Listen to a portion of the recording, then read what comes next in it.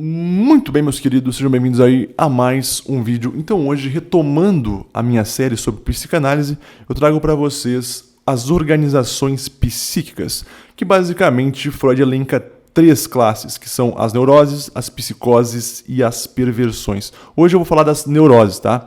E para o Freud, basicamente, o que seria essa organização psíquica? Seria o modo de funcionamento da psique humana, com toda a sua subjetividade, com suas defesas específicas, com o modo de interagir com o mundo externo, com as outras pessoas, com o modo de interagir com o seu mundo interno, o modo de sofrimento daquela pessoa. Tudo isso é essa organização psíquica. As neuroses é o principal objeto de estudo da psicanálise freudiana. E o Freud divide ela em 2 aspectos.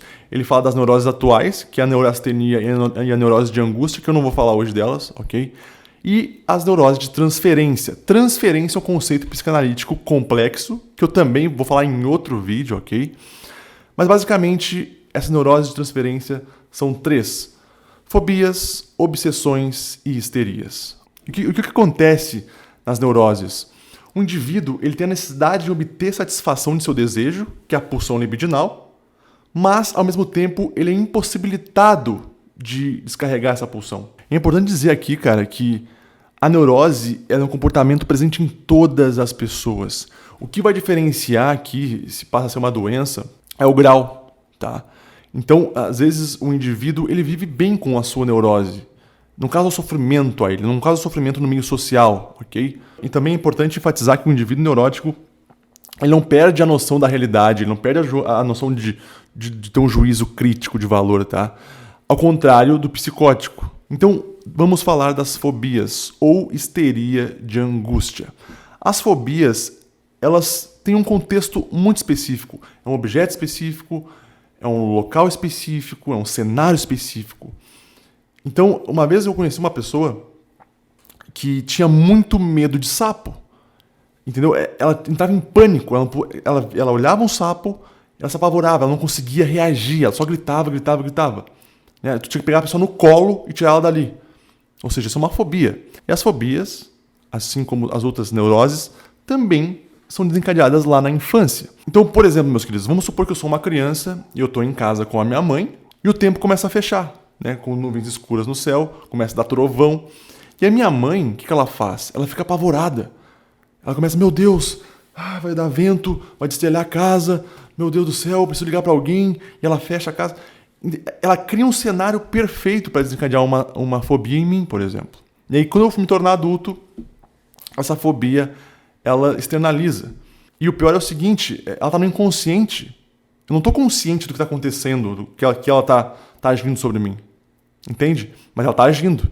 A obsessão e a compulsão, ou transtorno obsessivo compulsivo, o famoso TOC, o comportamento compulsivo ele tem uma intenção de reparar um conflito psíquico. E esses conflitos eles estão relacionados com conteúdos angustiantes, relativos a valores morais, sexuais, traumáticos, entre outros, tá? E o Freud ele concebeu a ideia de que os indivíduos eles nutrem esses rituais compulsivos porque eles acham que eles têm algum tipo de controle do externo, entendeu? Então, por exemplo, o indivíduo ele sai de casa na mesma hora, ele pega a mesma calçada, ele não muda de calçada, não atravessa a rua, ele vai sempre pelo mesmo local, porque ele acredita que aquilo ali, sei lá, dá sorte para ele. Isso é uma compulsão. E o problema da compulsão é que o indivíduo fica aprisionado dentro dessa rotina, dentro desse ritual. Toda vez que a vida obrigar ele a sair disso, ele sofre, entendeu? Toda vez que lá, um dia chove, ele tem que ir de carro, ele sofre, ele não consegue. E o mais complicado aqui da compulsão, meus queridos, é o seguinte: ela pode ser vista como algo positivo dentro da sociedade. Ou seja, um indivíduo que é muito disciplinado, que estuda muito, é visto como algo bom. Só que às vezes isso está causando sofrimento nesse sujeito. Porque como eu falei, quando ele tiver que mudar esse hábito por alguma razão externa, que ele não tem controle, ele sofre. Então esse é o complicado da compulsão. Eu passei um pouco por isso esses tempos atrás, né? Eu fiquei tão obsessivo com as minhas metas, com meus horários específicos, que toda vez que eu tinha que mudar isso, que eu tinha que fazer outra coisa, que, sabe, minha namorada me chamava pra fazer outra coisa, eu sofria, eu ficava puto, eu, sabe, não sabia nem como reagir às vezes. Então isso tem que tomar muito cuidado. Então tem vários tipos de compulsão, né? Pessoas que, sei lá, comem demais, sabe, compulsivamente, não conseguem parar de comer. Toda vez que ela sente uma angústia, sente algum conflito acontecendo, ela vai lá e come para saciar isso. Tu tem compulsão por smartphone, tu tem compulsão por atividade física, tu tem variados tipos de compulsões, ok? Um dos principais fatores que desencadeiam essa compulsão é pais com um superego rígido, sabe, punitivo. Então tudo tem que estar naquele controle, a criança ela não pode sair do controle, tudo tem que ser, sabe, nos mínimos detalhes. Eu vou falar agora da histeria de conversão, ok? Que é a histeria mais clássica na obra freudiana. O que seria essa histeria de conversão? Como o nome já diz, são conflitos psíquicos que são convertidos, tá, no corpo. Ou seja, são somatizados. Tanto nos órgãos de sentido, ou seja, a pessoa tem cegueira, a pessoa não consegue mais falar, quanto no sistema nervoso.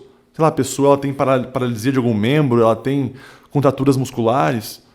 Antigamente, quando o Freud começou lá em 1885, lá, o que acontecia?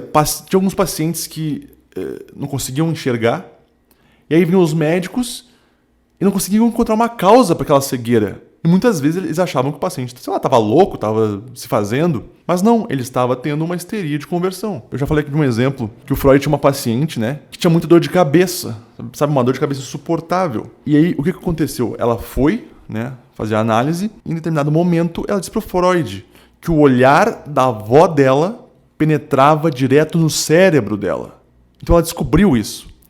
Então vocês notem que essa palavra não dita, até então não dita, ela se converteu no corpo. É o que gerava a dor de cabeça dela. Depois que ela conseguiu botar pra fora, depois que ela conseguiu descobrir a causa, ela se curou. Só que a histeria também ela é muito complicada, porque o sujeito que sofre de histeria, ele também tem uma ideia de ganho secundário.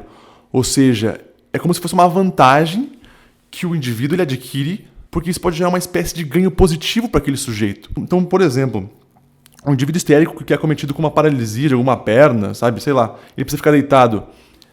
Obviamente ele vai receber mais carinho, mais atenção. Entende? Então, olha aí, ó. Então é essa ideia de ganho secundário que eu quero dizer. E aí o indivíduo passa a ver que graças a esse sintoma, ele ganha essa afeição, esse afeto, esse amor. Então é isso, meus queridos. Vídeo mais prático, mais rápido, mas espero que tenha ficado claro. Me sigam aí nas redes sociais. Fiquem bem, fiquem com Deus e sobrevivam.